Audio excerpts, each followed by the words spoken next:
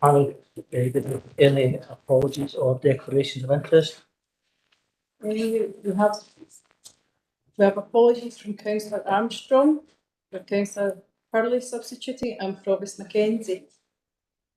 Convener will now move to a roll call before asking for declarations of interest. Can the following members please indicate if they are present at the meeting, either in person or remotely? Councillor Brennan. Present remotely. Councillor Brooks. In chamber. Councillor Cassidy. Present in chamber. Councillor Curley. Present in the chamber. Councillor Daisley. Present remotely. Councillor Jackson. In chambers. Councillor McCluskey. Present remotely. Councillor Quinn. Present remotely. Councillor Reynolds. Present remotely. Councillor Robertson. Present in the chamber. Are there any declarations of interest? Paul. Thank you, Chair. I have a connection declared to item 8 of the agenda by reason of relative on the board of one of the organisations mentioned in the report. But I've applied to object to this, and I don't see I have any interest to declare it because it's an update report for voting and not the subject of any officer commentary. Okay, Councillor McCluskey. I also have a declaration, a connection to declare in relation to item 8, by virtue of the fact that I've got a relative living in one of the care homes that's mentioned, but as it's an update report and no substantive action, I've applied the objective test and don't think there's interest to declare. Okay, thanks. We'll go to the convener's open statement. Welcome to this meeting of the Social Work and Scrutiny Panel. This meeting has been held remotely and also in person and will be filmed and recorded for live and subsequent broadcast available through the Council's website. The Council is a data controller under the General Data Protection Regulations and the Data Protection Act 2018. We broadcast and record Council meetings to fulfil our public task obligation to enable members of the public to observe the democratic process. Data collected during the process will be retained in accordance with Council published policies available through the Council's website. Members of the Council are reminded that they should follow the Council's established meeting protocols, including around the use of the chat facility, and that comments made in the chat facility are visible to all participants in the meeting, which may include members of the public who also received invites to the meeting.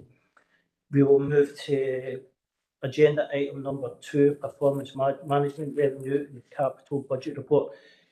You have Craig online. Craig.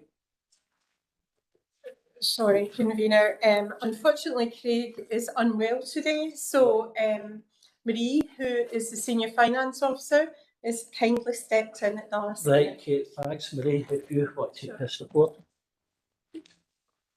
Thanks, Chair.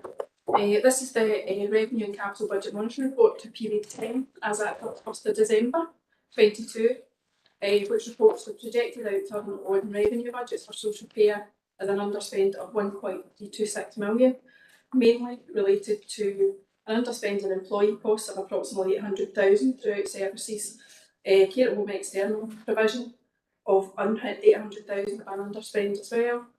An additional $500,000 underspend within business support following a review of inflationary contingency budgets, which was previously reported at period 7, and these are offset by a projected overspend in children and families of 400,000 related to residential placements, employee costs and continuing care placements. The capital position shows a projected slippage of 834,000 against the budget for the year of 1.3 million. With details provided within section 5 of the report, but this is mainly in relation to the ongoing work for the LD Hub. It's recommended that members note the position on capital and revenue spend for social care, and also the current earmarked reserves position stated in section 6. I'm happy to take any questions. Okay, thank that report. Marie, do you have any questions for Marie on the revenue capital budget? Nobody in chambers. Councillor McCluskey. Thanks, convener. This is just a question in relation to page 14, Appendix 5, in relation to the COVID-19 reserve. I know that that's been of interest to the committee in the past and also to the IJB, and I'm just wondering if we could have an update relating to the return of that money to the government as was discussed before. Thanks. Kate, you can answer that on that. Yeah, so Councillor McCluskey, who sits on the IGB, will just to kind of recognise an awareness that we have been asked to return the COVID monies via the NHS absorbing, giving us less of a budget, for want of better words, in the next year. What we did intend to do, it was debated at the IGB, and a letter was sent to Scottish Government very strongly outlining our position. It was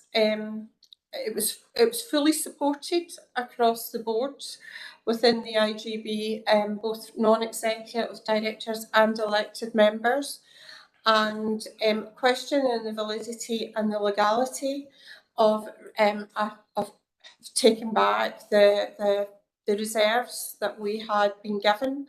And we received a very brief response to outline that it was perfectly acceptable for that money to be returned or to be offset into non-earmarked funding or non-delegated funding, and it was considered a windfall funding.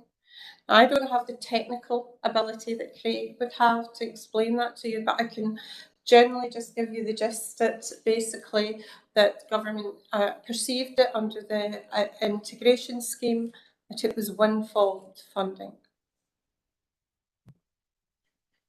I hope that answers your question, Councillor McCluskey. Martin, do you want to come back in on that answer? Yeah, thanks, and thanks for that clarity, Kate. It's obviously disappointing. I know it's nothing that our own officers have any control over, but it's obviously very disappointing. Just two very quick questions in follow-up. One is, what will that then mean the total being returned to the government is? And the second question, which I have totally forgot, lost my train of thought there. So yeah, could you just confirm the total amount? And that was the second question. Is it the view of officers that what the government's provided in terms of the response that came back in that letter is accurate, and is the intention now for the money to be given back, or for us to agree to this? Thanks. I think we can't not agree to it. I don't think that officers really can. We're treading in very new waters and new grounds.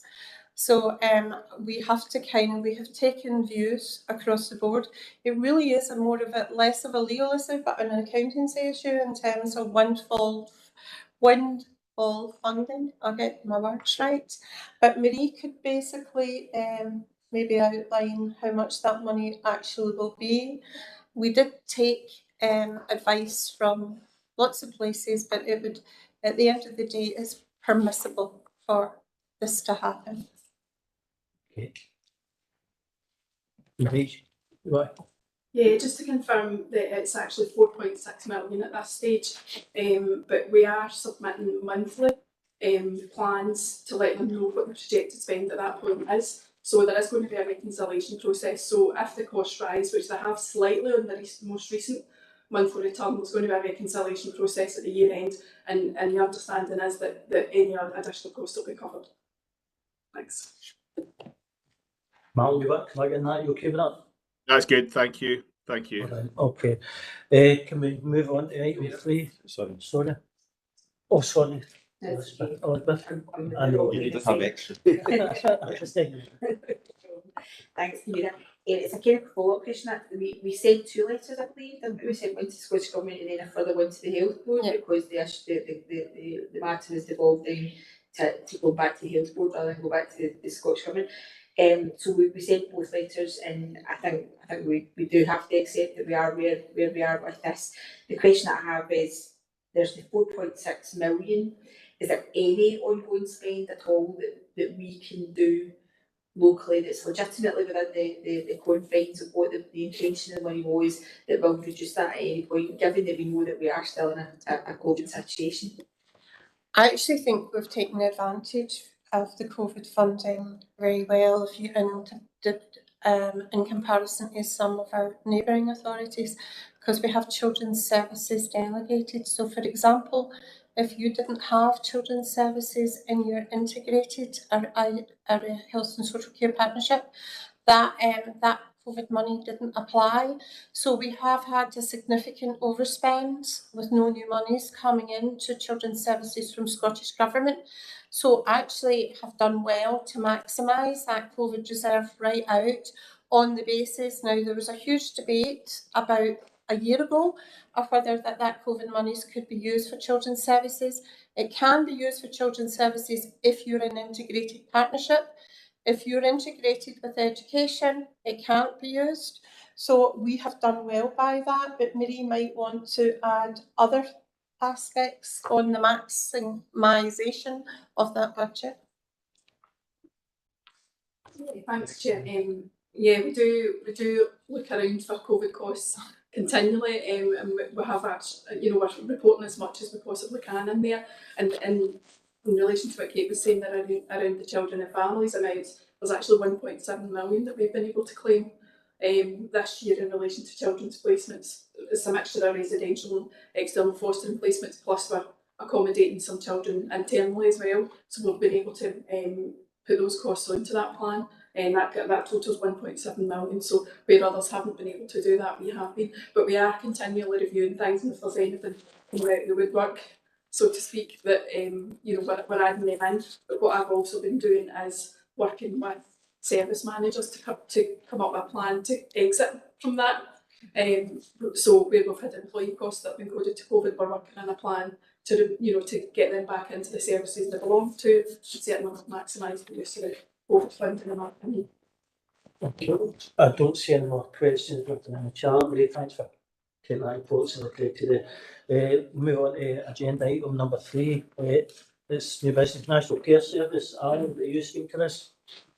Convener, thanks. Just 3 things to update the committee on today. Scottish Government approached the HSCP at the start of January to look if we could work with Your Voice to put on some listening events. So Your Voice have put in a bid to host that for Inverclyde. They have Scottish Government have a network of 1,500 people who have lived experience of social care, and they reached out to Inverclyde as an area with particular issues around deprivation. So Your Voice have put forward a bid in relation to that, and they're just waiting to hear back. So the expectation will be as Your Voice will facilitate a number of these discussions if the Scottish Government come back and agree to take that piece of work forward. The second piece of information, just to remind members, there are over 40 work streams ongoing at the moment. They're all very busy doing the work at the moment, so reporting is a bit thin on the ground just now, but that would be expected because there's a lot of work getting done in the groups. And I suppose one of the main areas that people are exercised around is the potential for the new National Social Work Agency, which would have some responsibility around education, training for social work, standards, quality. So that discussion is going on at the moment about what that agency would look like and where it would sit within a National Care Service and how it would report the reporting framework. So that's all work that will be brought forward at a future date, and as soon as we become aware of any information around any of these work streams, Kate and myself will bring that back so that we keep the members up to date. Thanks, Convener.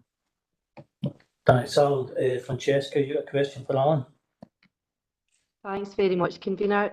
It was Alan mentioned listening events that Your Voice are going to be carrying out. I wanted just to mention that Unison Scotland have carried out a listening event where they've spoken to about 1,100 social work staff to get their opinions and their expertise about the National Care Service Bill and some of the proposals, and it's a really damning response showing that 71% of social work staff think that the proposals will have a negative impact on the people who use social work. 2/3 of staff don't support the content of the bill as a whole. They're worried about terms and conditions, and they're also just thinking that it's going to really be a huge change for them and not one for the better. So I don't know out of that 1,100 group, how many of them would be based in Invercleigh, but it's probably something some of us could use our contacts to find out.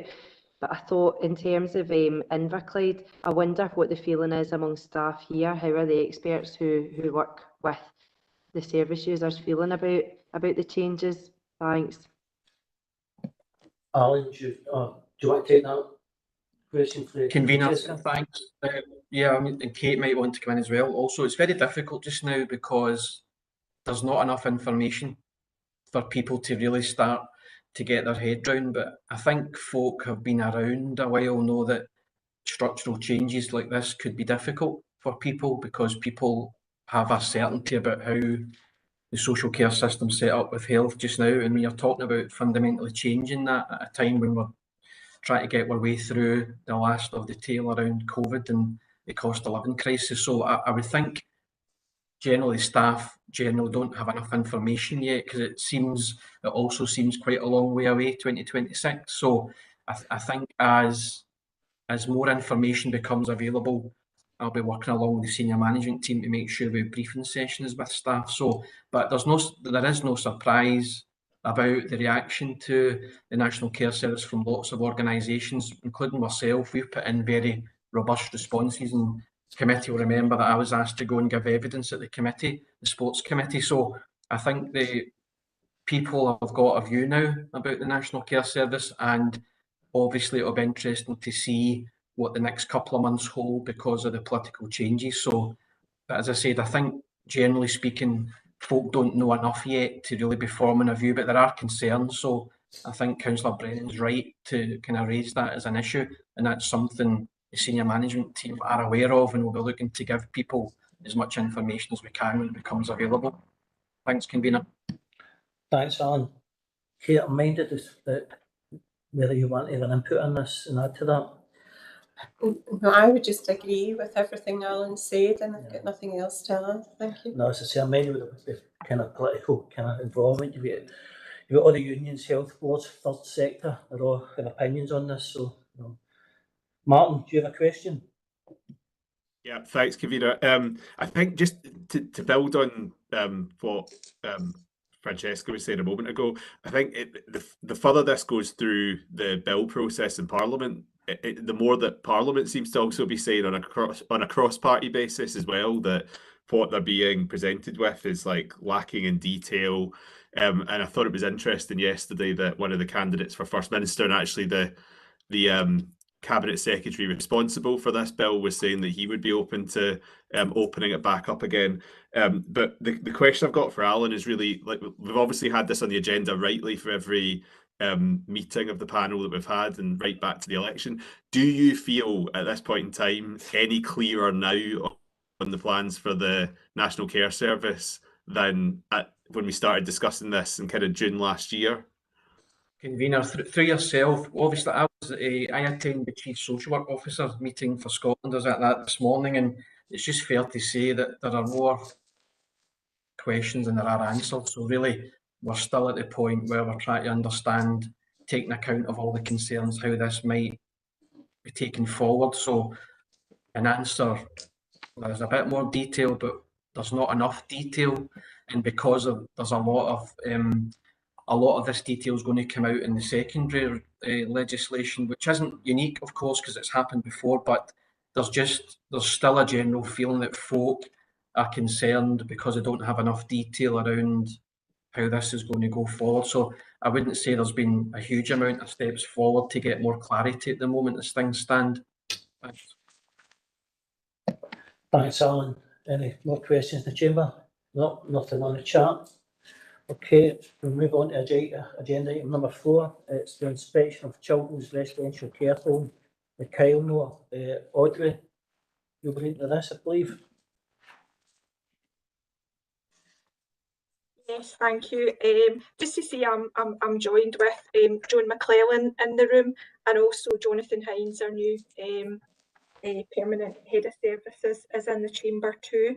So I'm actually, if it's okay, going to cover off both agenda item 4 and 5 because they concern the two reports to do with Kylemore and the View, and there are similar themes in both of them.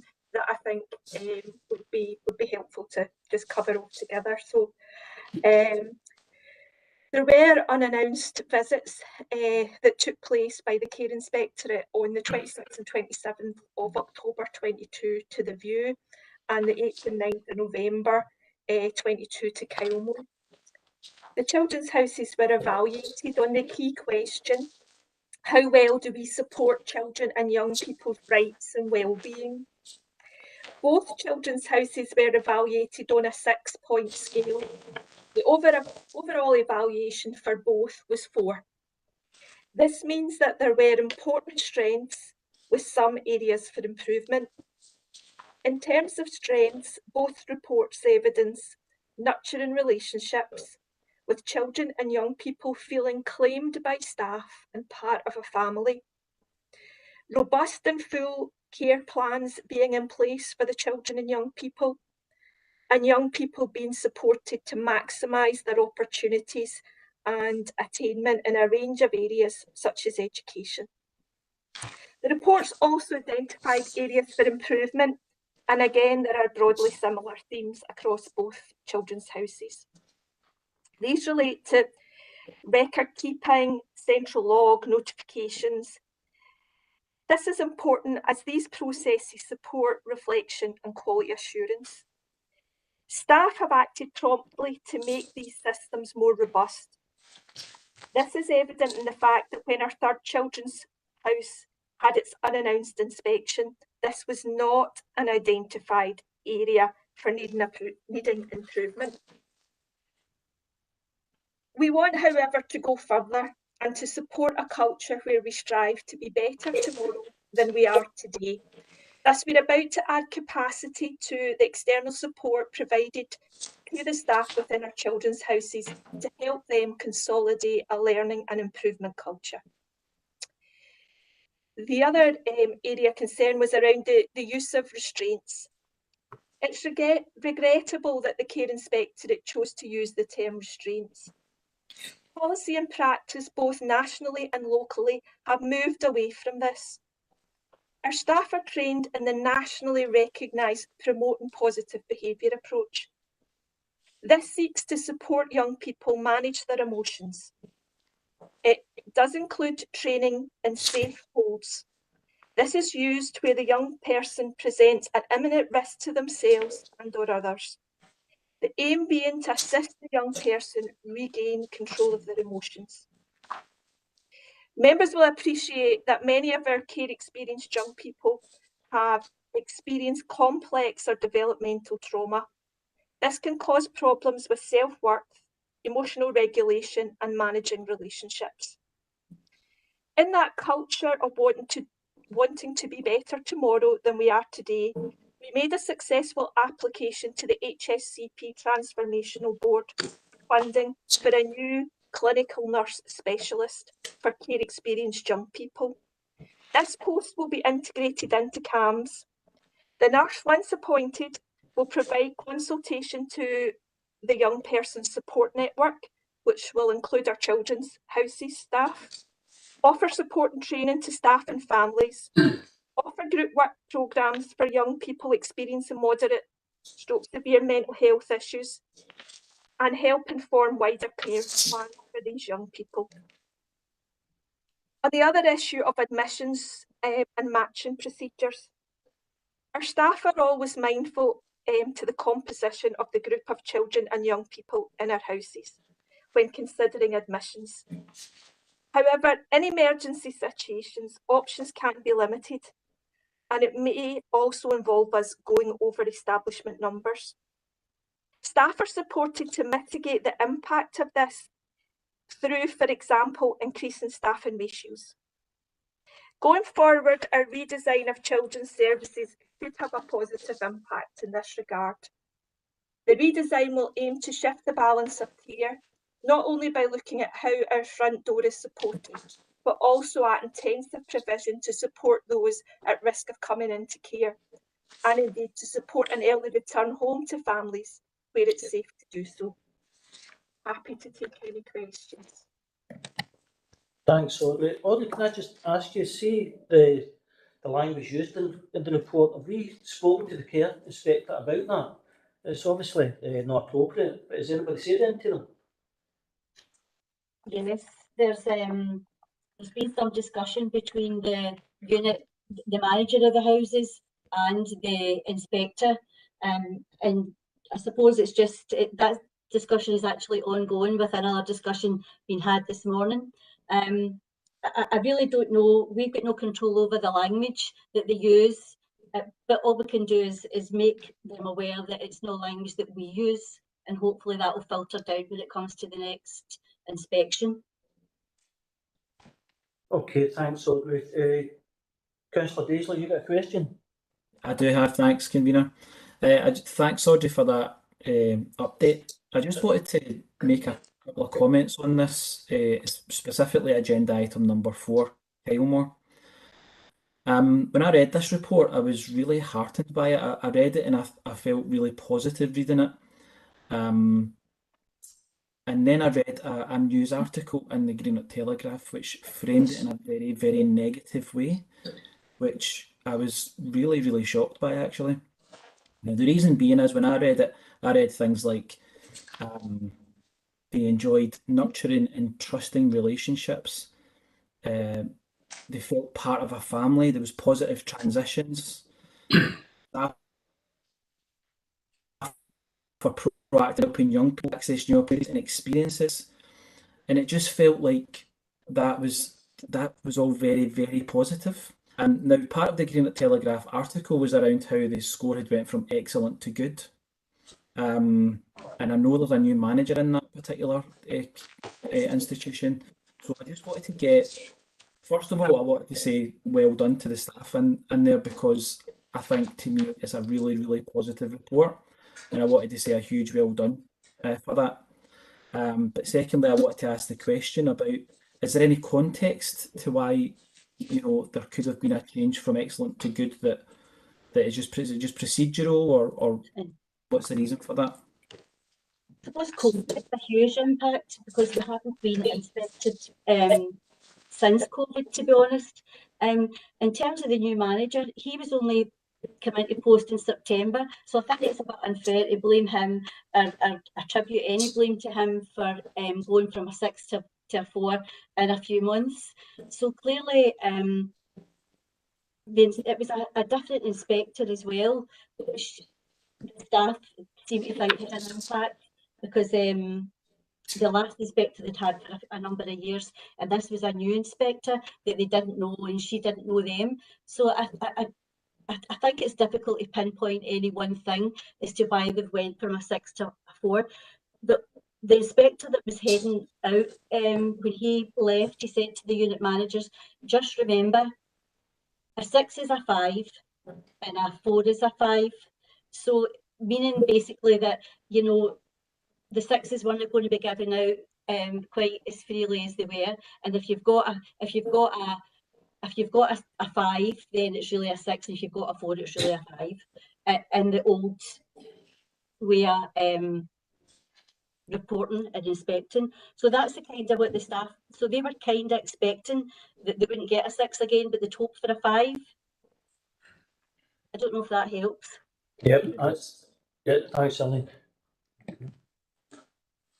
Thank you, convener, and through you.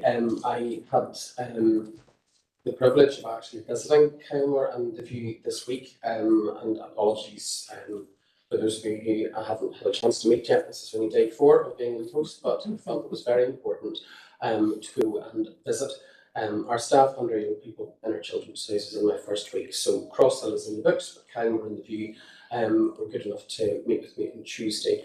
And that was partly on the back of the publication of the inspection reports. And I suppose to echo Councillor Daisley's comments in terms of the content of the reports themselves, highlighting those nurturing and trusting relationships, and that real commitment to love and the commitment to having an ambition for our young people is really, really clear. And I'm pleased that that was highlighted in both inspection reports. I think the grade of good is something that certainly has challenged the staff groups, but I think it's to their credit that a grading of good is something that they continue to aspire to exceed. I think in terms of local press coverage, it's always welcome whenever there is that recognition of the positives and the strengths, as well as those areas for improvement. However, given that the Children's House managers are working together to look at the areas for improvement, the recommendations, certainly, as Audrey has said, some of those processes have already been implemented across the children's houses, and as Audrey's already articulated, some of the focus that we will have on children's services moving forward around shifting the balance of care will continue to support that continuous improvement in that development for our young people. Okay, thank you.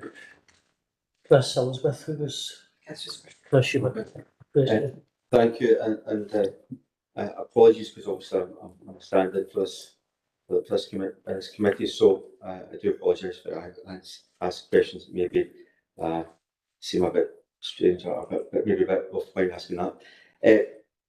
First of all, I was looking at the reports, and I think there might be a little bit of copy and paste there between the two reports. There seems to be a little bit of, I think the second report refers to the Crown War as well as supposed to view it in the background and context. And obviously I think there's obviously a link to talking about the staff being claimed by staff. And I think that's what maybe I want to discuss that aspect of it. And it maybe comes back to the language that's been used by the inspector. First of all, when we read that on Cowan, I thought that's good, staff being claimed. What do you call it? A young person being claimed as a member of staff, but I almost like family by member of staff. And I thought, well, that's one person that said that. So my thing was, well, what were the other people, or the other residents in the home? What are they thinking for that kind of thing? How are they getting a similar sort of relationship? Because what I've noticed is in the second report, it doesn't specifically talk about staff claiming children as part. It's almost like part of the family.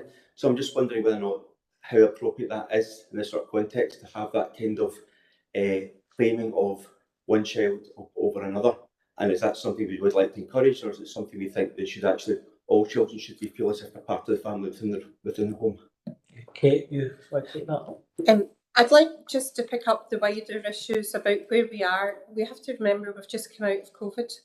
And actually, these staff have been exceptional, and our young people have been exceptional. A lot of our children do not have parents in Inverclyde, which is quite an unusual situation to be in the care sector. I've worked for 7 local authorities, and you will usually find parents.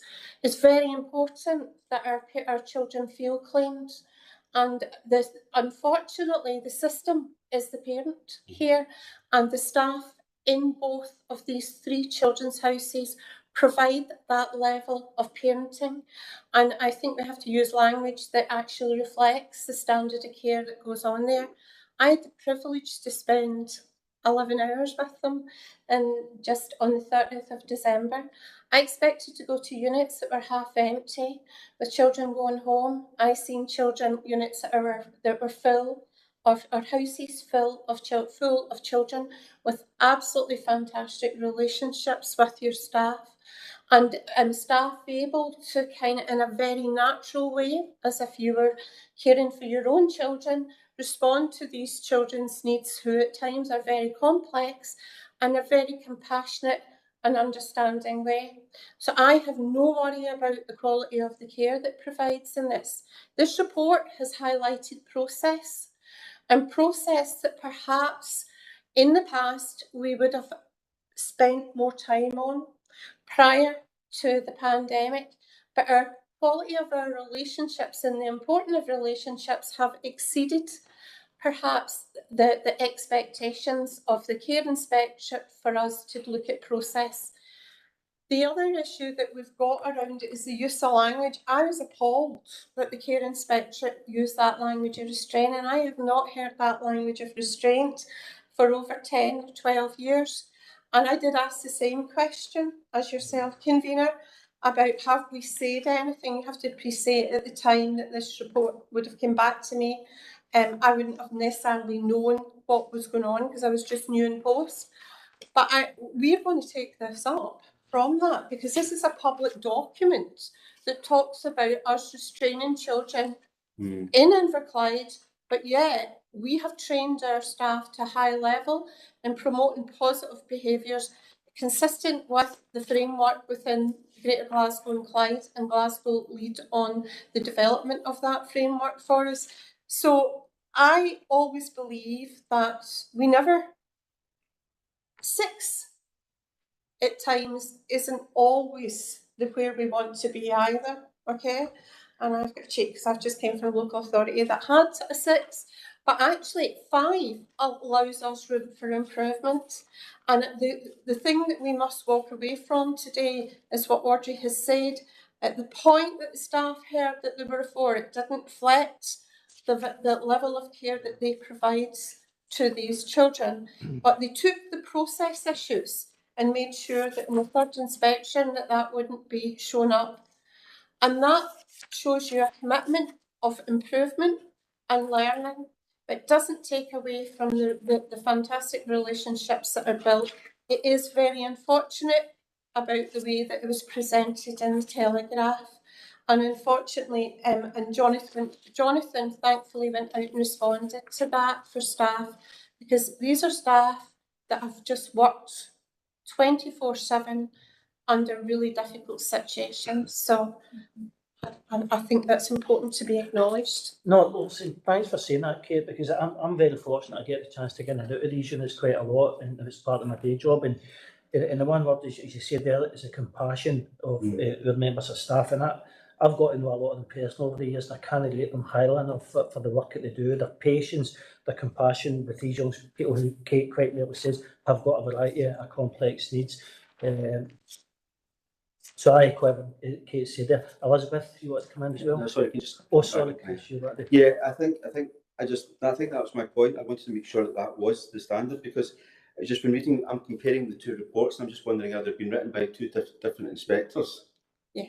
Right. Okay. So one's making. No, Audrey's saying no, that they're not. Are they not, Audrey? No, same person. Audrey, you looking to come in there? No, I was just saying it was the same inspector that did both reports. All right, thanks. Sorry, Chris, you want to continue? Yeah, just because I think I'm very heartened by what's, and I think that's what the point we're trying to make, is that everybody's got that sense of being home. And I think obviously looking at the two reports, one says about or claimed, and obviously you're talking about language, so it's good that that's that part of the process that everybody is claimed in this context. But obviously the other report doesn't mention that. But in the other report, when we talk about our covering report, it talks about the evidence of staff being claimed. But I'm just wondering, is that from discussions with the inspector? Because that's not actually made it into that second report the inspector's done. So this is the sort of thing, because so our report is saying that the inspector said the young people being claimed by staff feel part of the family, but that's not, as far as I can see, that's not within the actual inspector's report. So there's a wee bit of disconnect here, and I think it's great if there's a debrief from the inspector and this has been brought out, it's been good, but I'd like to see that if, I suppose it is a criticism of the inspection report, this should all be contained within the inspection report, you know? Okay. So how the inspection reports work is that they provide a very brief overview, and their view is succinct, so that there'll be differences in how they write it stylistically. But a lot of the information that you get back from an inspection is verbally. So the staff that will have written this report will have the consistency or the opportunity to reflect in terms of the verbal feedback. Okay, so that's where that would come from, Yep. as opposed to be within the report. So thanks for clarifying that. And as I say,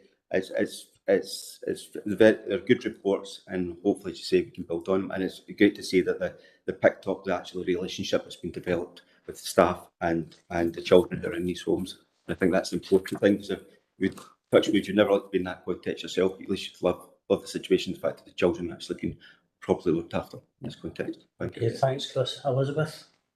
Thanks, Convener. All of my questions have come from things that Audrey said. Sorry, Audrey. I had no questions when I came into the chamber, and there you see. Just the three. Just the three, and this made it quite discursive, so apologies if it ends up being a bit of a conversation rather than just 3 straight questions. The first one is, Audrey, am I picking up correctly from what you said, that the issue about record keeping has now been fixed? Is that what you said? Yes. That is what you said. And, Yeah. and also, have I picked up correctly that there's a third report then imminent for Cross Hill? Yeah. Yes. Right, so we'll be getting that quite soon. Right, okay, I'll be interested in that one because obviously we've also had the context of that big delay in the kids moving premises and all that kind of thing for that establishment as well. So they'll be interested to see that one. Right, so that's two of my questions, which were only that discursive, so I'm thinking that would be quite good. The last one is, if we are still in active dialogue with the inspection team, I would kind of like to go back on what's been said. I think it actually may have been, I don't know if it was yourself, Audrey, that said this bit, but the levels not being the levels. We need to know that the levels are the levels, right? We can't have a 5 was previously a 6 and then 6 was previously a 2, and you know, we need to know that's the point of having a system like this, is that levels mean something and consistently mean something and mean something in one context, you know, on a Tuesday and in the same context on a Saturday. So if that, and I know it's probably just been an anecdotal thing that somebody said during the inspection process, but it's not good enough for me as an elected member in Inverclyde. I think Kate's going to answer that last point, Elizabeth. Councillor, you're absolutely right, and I think we do have to pick that up. So we have regular liaison with the care inspectorate on a 6-weekly basis, and we will pick up that comment. This is not an unusual comment. It sometimes comes out in inspections, particularly where the inspector sees the impact of a grade going down for staff, but it's not acceptable. And there is a standard. Jonathan has just came from the care inspectorate, so if anyone understands about how that looks like and what the standardisation of the grades are, he would. So I would be suggesting that Jonathan pick it up with them. Yeah.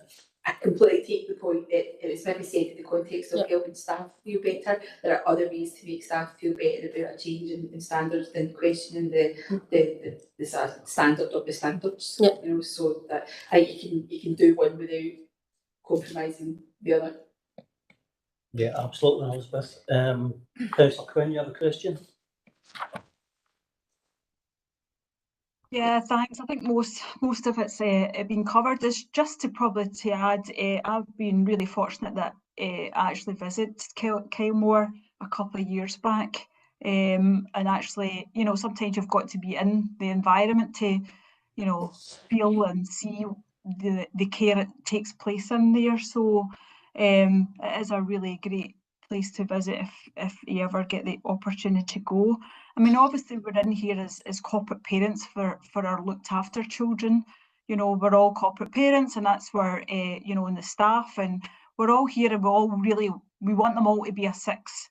I think, but the problem is, you know, the problem with getting a 6 is there's only one way to go, and that is down. You know, it's really hard once you get to be a 6 to maintain, like anyone in any league table. It's hard to stay at the top. You've got to keep showing improvement.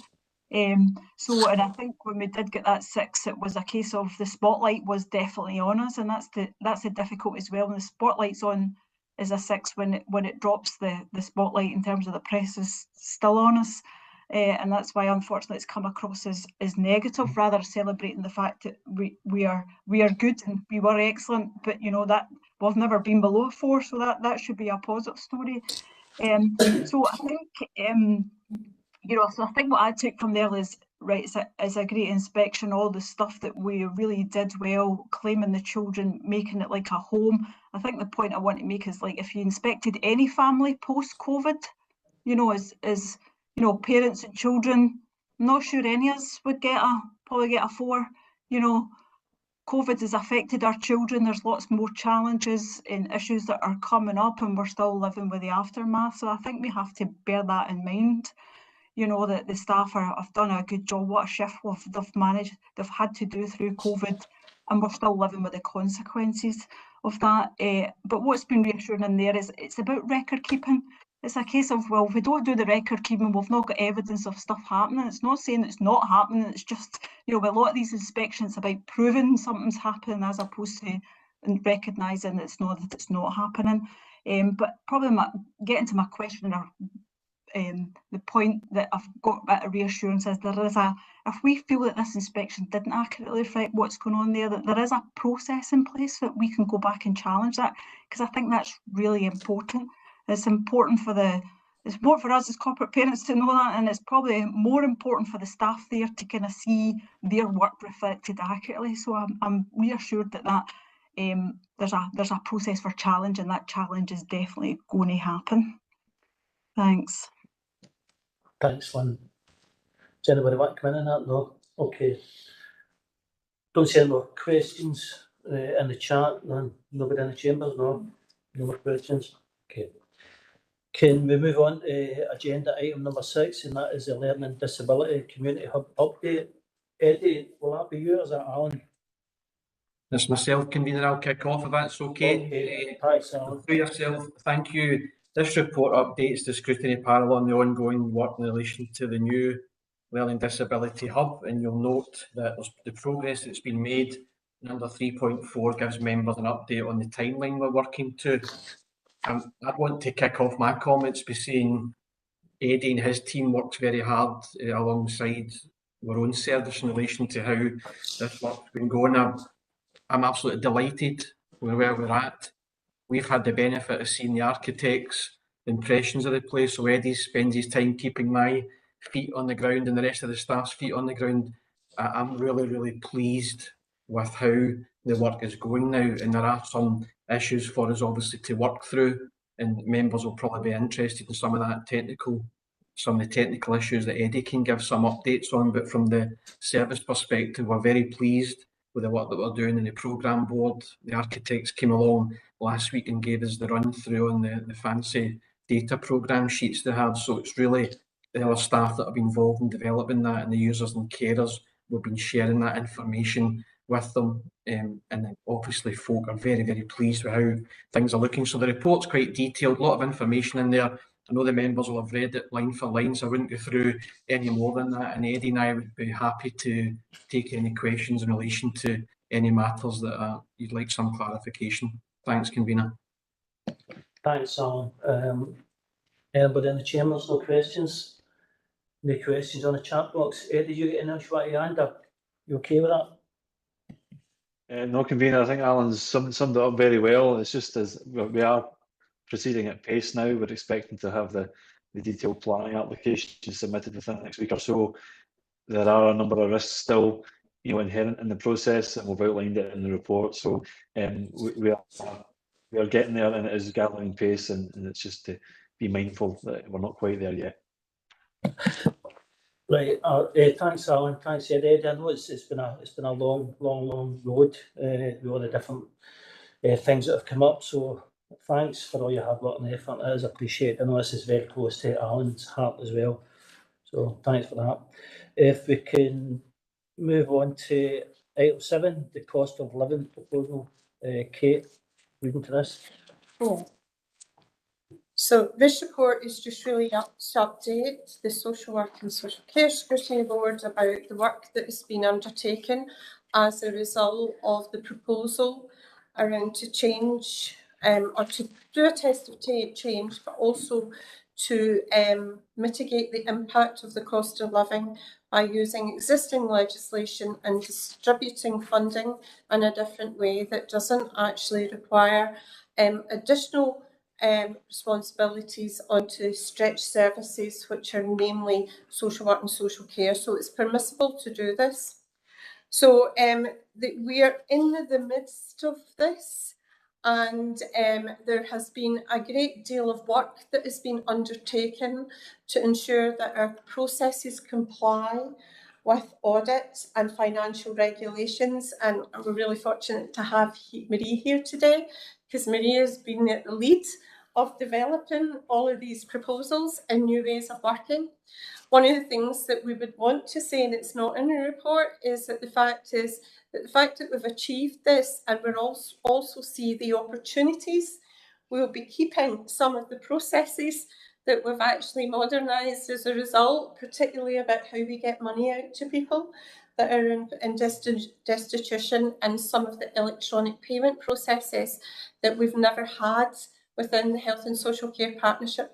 So this has had an unintended consequence for us in a very positive way. We have had to do significant briefings, particularly for staff that would not necessarily have had the responsibility to assess and distribute this funding.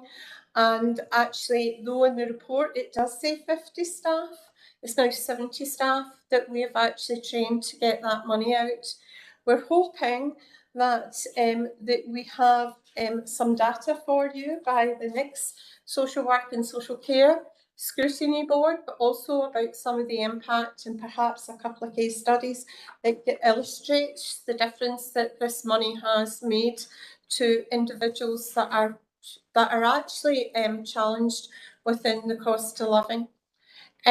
Marie advises me today that the third sector funding of £100,000 that is set to go today, because what we wanted to do is to have other opportunities for people to come into the system that weren't known for health and social care, so that we could pick up and reach as many people as possible. So I believe that's out today. But I'm not going to add any more, and I'm just going to ask Marie if she wants to add anything. To be fair, she didn't know that I was going to ask her to do this today, so I'm taking an opportunity, but just acknowledge what the work that her and her team have done to take this forward. But I don't know if you want to add anything, Marie. Thanks, Kemina. Probably just a few comments. And just to say that the staff who have been trained have received it very well, and hopefully we've empowered them to go away and use the Section 12 and 22 legislation. And that's just happened over the last few weeks. So it's starting to build momentum now, which is really good. And we're trying just to remind staff weekly that it's available and that the Cost of Living Fund support for funds there. As Kate said, CVS launched an e-bulletin yesterday to the community organisations to say that they can all bid for some of this £100,000. So they're already, Charlene reported today from CVS that they're already getting loads of phone calls about that. So hopefully we'll get that cash out the door very soon as well. The electronic payments that Kate talked about, we'd hope to have them in place by now, but we're just a couple of weeks down the line. We've had to cross a few T's and dot some I's around the contracts for that, just to make sure that we're following procedures correctly. But hopefully, once that starts, I think that will definitely help things as well, because that's around giving codes to mobiles, so they can go and get cash, vouchers or heating top-ups and things. So yeah, it's been very positive, I think. So yeah, that's... Okay, thanks to you, and if you'll pass on your thanks to your team, Marie, for that. Francesca, you've got your hand up. Do you have a question? Yeah, thanks very much, convener. Thanks very much for that report and all the work that you're doing. It sounds so positive. I just had a question about the third sector funding initiative. So I guess the message to community organisations must be make sure you're on the CVS database so that you get that e-bulletin that hopefully that's kind of covered and everybody who should be getting that is on it. I wondered about the timescale for that. What's the deadline for applications and the deadline for spending it, just so that we can make sure we're promoting it to organisations too. So that was one question, was about the deadline for that and timescales. And just also on the Section 12 and 22 payments, that sounds like such positive developments there and huge amount of work. And I was really interested in the drop-in sessions that I think were mentioned about, and the number of 50 staff's now going up to 70. I did just wonder, are there any other groups out there who should be accessing them that are hard to get to, or you've had, more of a presence, say, from welfare rights than any other groups? And that was just something that I wanted to check in about. Thanks very much. Thanks, Francesca. Marie, could you? Thanks, Julia. Yes, around the deadlines and the timescales for CVS, there is no deadline. This is a rolling programme. We've told them that if it's not out the door by the end of March, then that they're able to utilise that, and we'll put a deadline at the moment. We've said as long as they can issue it up to June, but we're happy to discuss it with them further. If they haven't issued it all, they're fairly confident that they'll be able to issue it really, really quickly, I think. They've already had a lot of phone calls, as I say, but it's a rolling deadline, so people, organisations can actually apply immediately. I think it was that e-bulletin was issued yesterday with the application process attached to it, and it's on their social media pages as well. Around Section 12 and 22, it's actually our staff that are eligible to utilise those forms. So as long as it's councillor, health staff. So yeah, 70 staff have attended. We're reminding staff continually through communications bulletins, and I'm trying to issue it out through heads of service to go to their staff as well. And I'm happy to run additional drop-in sessions should we need to do mop-up ones, but that's definitely only the section 12 and 22 is available to our staff only. But obviously, if it's going out through CBS, we're actually speaking to Bernardo's as well, who are going to get some funding in the next few weeks as well. So they'll be working with children and families as well. So what I would say to third sector, if they're not getting access to these, please contact a support worker, advice services at CBS to see which organisations are eligible, or happy for you to contact myself as well, and I can point you in the right direction. Is that okay, Francesca?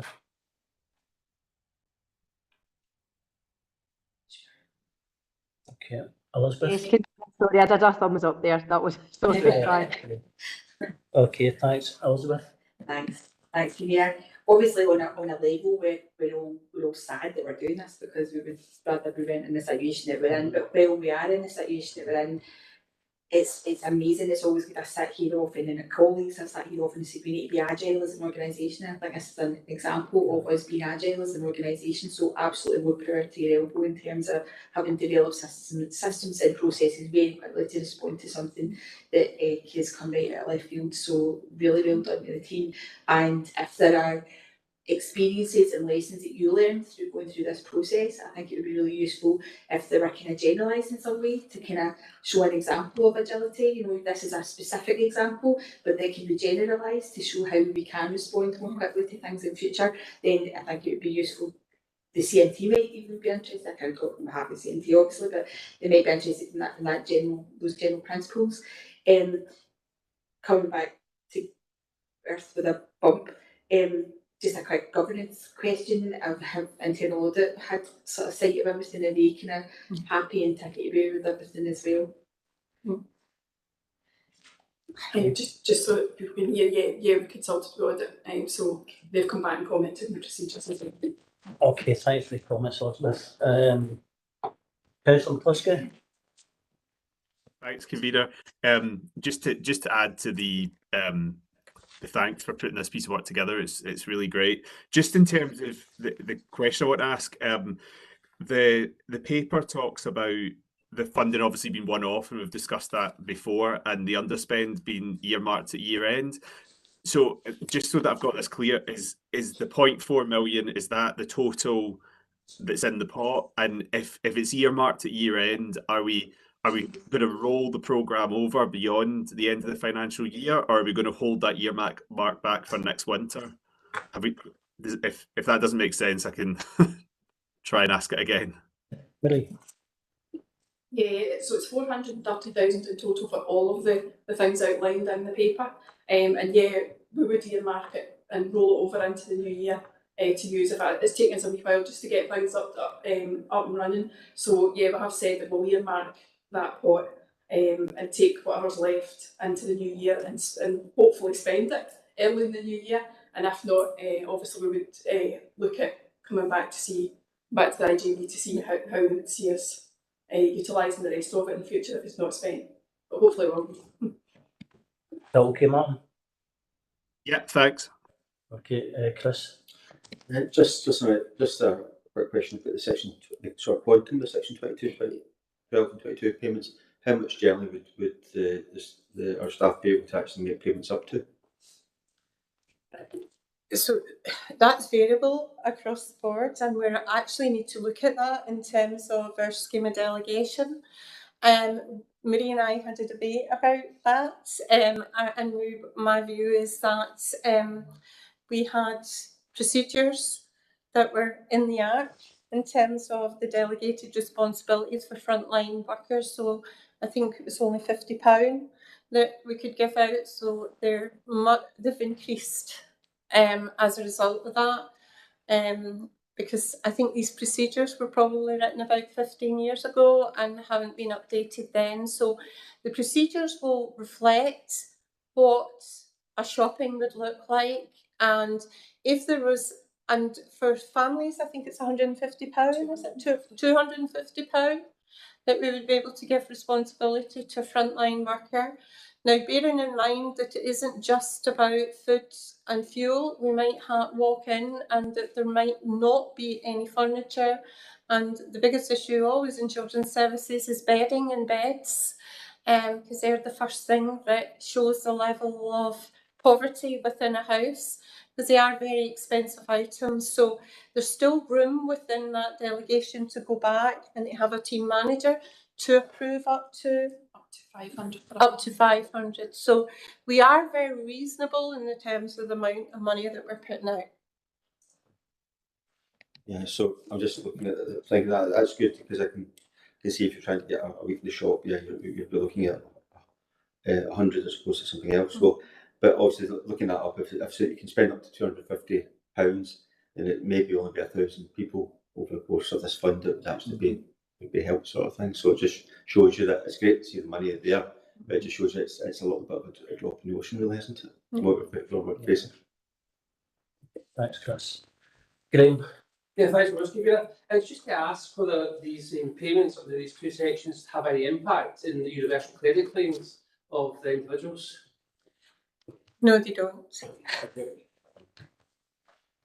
I don't see any more questions. We move on to agenda item number 8. This is a late paper. It's the draft social care budget. You leave that.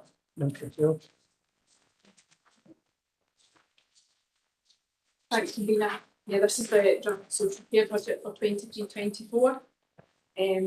Section 1.4, it sets out the proposed 23-24 contribution to the IJB from the council has been 68.159 million, which is a 2.637 million or 4% increase from the recurring contribution for the previous year. We have worked along with the IJB budget working group to develop cost pressures of 4.7 million, and they're set out at section 4.3. So for pay award, for inflationary pressures of pay award and living wage uplift and national care home contract uplift is 4.259 million. For other estimated cost pressures such as utilities and fuel, free personal nursing care uplifts and whole family wellbeing fund, a few settlement adjustments in there of 843,000. And there are also there's a minimal budget reduction there around the effect of the council management restructure and the removal of interim funded care home beds, which were for 1 year only in 22-23. So the net pressures is 4.770 million. And at section 4.4, it sets out the funding available. And our share of the 95 million, which came from Scottish Government, was 1.670. Free personal nursing care funding of 218,000, settlement adjustments of 475,000, and that funding reduction of the temporary interim care beds funding as well. And the council have also given 600,000 towards the impact of the additional 22-23 pay award as well. After that funding, there was a gap to be funded by savings of 2.136 million. So over the last number of months, the SMT and the IJB budget working group have met to develop the following budget savings and adjustments. So the first one there is an adjustment to our current budget for the social care management system, reducing maintenance costs. So that's just one that's underspending anyway, so that's an adjustment to the budget of 130,000. Reduction in long-term care beds, a saving of 245,000. An additional payroll management target, and that's adjustment to the existing budget of £500,000. And because we've got evidence of overachieving on the turnover target for the last few years, so that's just an adjustment to the budget as well. Review of sleepovers, another adjustment of 126,000, which is just building on work that's been ongoing anyway.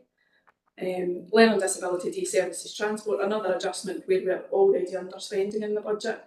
Of 50,000, and a review of long-term vacancies where 66,000 has already been identified and the remainder will be identified during the year. So that leaves a council budget gap, a social care budget gap for the council side of the HSCP budget of 985,000. That leaves, in which the IGB are proposing to close with use of overall IGB recurring funding and from use of smoothing reserves as well, which are held.